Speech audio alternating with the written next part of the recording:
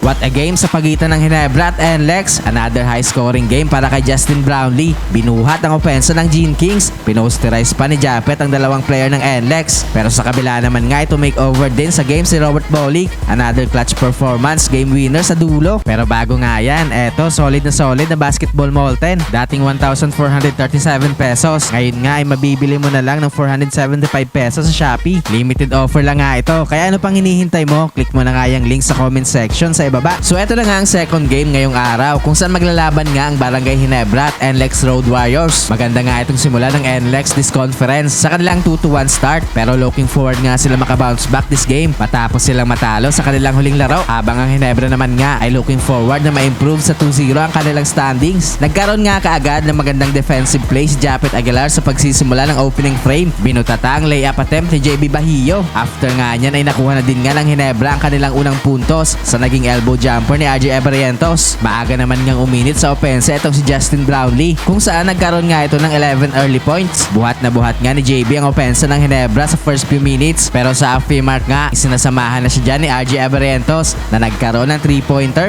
Nagkaroon nga ng run ng Ginebra sa late minutes na nagsimula sa kanilang back-to-back 3-pointers courtesy of Troy Rosario at Isaac Go. Umabot na nga sa double digit ang kalamangan ng Gene Kings after ng fast break layup ni Troy Rosario. Umabot na nga sa 12 points ang kalamangan ng Ginebra after ng first frame, 30-18. Second quarter ay tumuloy-tuloy nga ang mainit na shooting sa labas ng Barangay Ginebra. Tuwing magkakaroon nga ng basket ang NLEX ay agad may sagot ang Gene Kings. Kaya naman na-maintain nga nila ang kanilang double-digit lead sa NLEX sa first few minutes. Patuloy din nga itong mainit na shooting ni Brownlee na nakaka 16 points na so far this game. Binubuhay naman nga ni LJ Gonzalez ang opensa ng Road Warriors na biglang to make over sa quarter na ito. Nagkaroon nga ito ng 11 straight points sa kanyang 4 of 4 shooting sa field. Nagbigay nga yan ng spark sa kanilang opensa sa halfway mark kung saan paunti-unti nga kanilang pagbawas sa kalamangan ng Ginebra. Doon naging unstoppable pa rin nga ang opensa ni Justin Brownlee sa late minutes pero magtatapos nga ang first half. Nababa na lang sa 5 puntos ang kalamangan ng Gene Kings, 59-54. Third quarter ay bigla nga ulit umarangkada ang opensa ng Ginebra sa first few minutes. Gandang no-look pass ni RJ Abarientos papunta kay Troy Rosario for the wide open layup. Hindi pa din nga kayang pigilan ng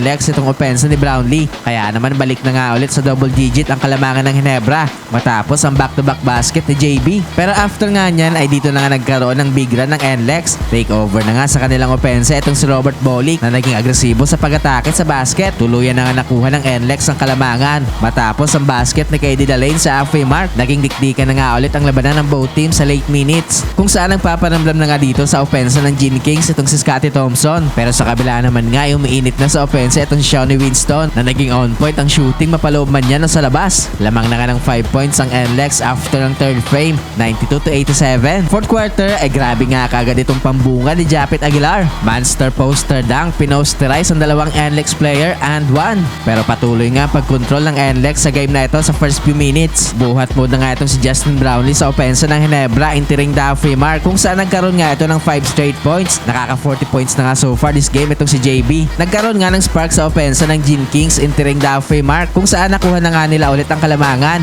matapos ang basket ni Troy Rosario galing sa magandang assist ni JB. Nakapag-generate nga ng 14 tuturan ang Gene Kings kung saan balik na nga ulit sa kanilang momentum sa halfway mark pero down the stretch nga ay umiinit na nga ulit sa opensa itong si KD Dalain. Big 3-point shot para kay Robert Bolick with under 1 minute para bigyan ng 2 puntos ang NLEX. Hindi na nga nagkaroon pa ng big basket ang Ginebra sa dulo kaya naman sa huli nga ay panalo ang NLEX.